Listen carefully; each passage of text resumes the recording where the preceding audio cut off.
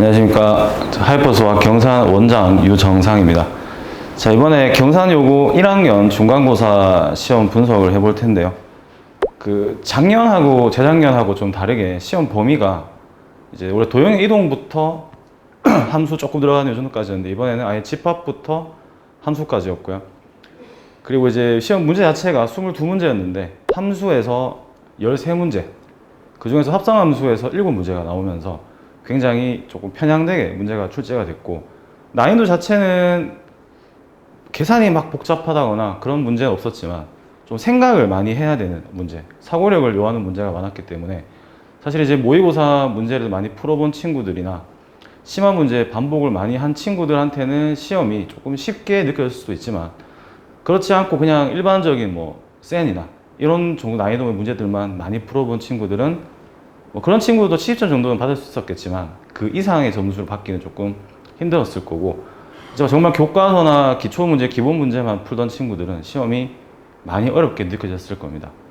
그래서 이게 난이도로 표현해보자면 이제 1단계에서 10단계까지 난이도 설정했을 때 한 7단계 정도, 중상 정도 난이도 문제가 많이 있었고, 그게 계산을 해서 답이 나오는 문제가 아니라 기본적으로 생각을 많이 해야 되고 이 문제 접근 방식을 찾는 게 굉장히 힘든 문제였기 때문에 조금 어려울 수 있었을 겁니다. 자, 그래서 지금 우리가 이제 기출 문제들하고 내신 대비서 문제들하고 대조했을 때도 보면은 내신 대비서 문제뿐만 아니라 다른 시중의 문제도 마찬가지겠지만 기본적으로 이 학교 자체가 EBS 문제들의 변형 문제나 이제 교육청 모의고사 변형 문제들이 주를 이루었었는데, 이번에는 근데 마지막 그 킬러 문제가 교육청 문제가 아니라 이제 경찰대학교 입시 문제였거든요. 좀 어렵게 쳐본 학생도 많았을 건데, 사실 그런 것까지 풀어내려면은 이제 자이 스토리를 풀어봐야 풀면서 완전 끝까지 싹 다 풀어봐야 이제 어느 정도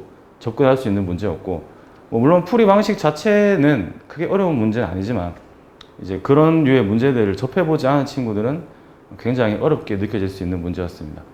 그래서 기말 대비 같은 경우는 사실 중상위권 친구들은 더 높은 점수를 받기 위해서는 방금 말했다시피 경찰대 문제나 아니면 사관학교 문제까지 다 풀어 좀 봐야 좋을 것 같아서 이제 기출 문제, 자이스토리나 아니면 블랙라벨이나 고쟁이 같은 굉장히 높은 난이도의 문제들을 좀 많이 반복을 하면서 좀 사고력을 많이 좀 더 깊고 넓게 해야 될 것 같고요. 그래서 시험 범위도 생각보다 좁을 것 같아서, 물론 함수가 다시 들어갈 수도 있긴 하겠지만 일단 유리함수, 무리함수 경우의 수만 놓고 보면 범위가 많지 않기 때문에 좀 더 문제가 더 어렵게 나올 가능성도 있고요.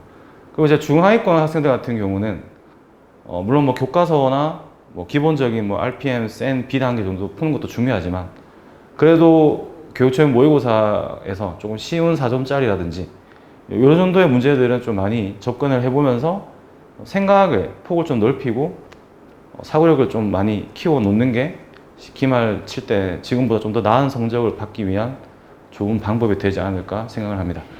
그래서 오늘 여기까지 하고 마치도록 하고요. 시험 치는 다들 고생하셨습니다.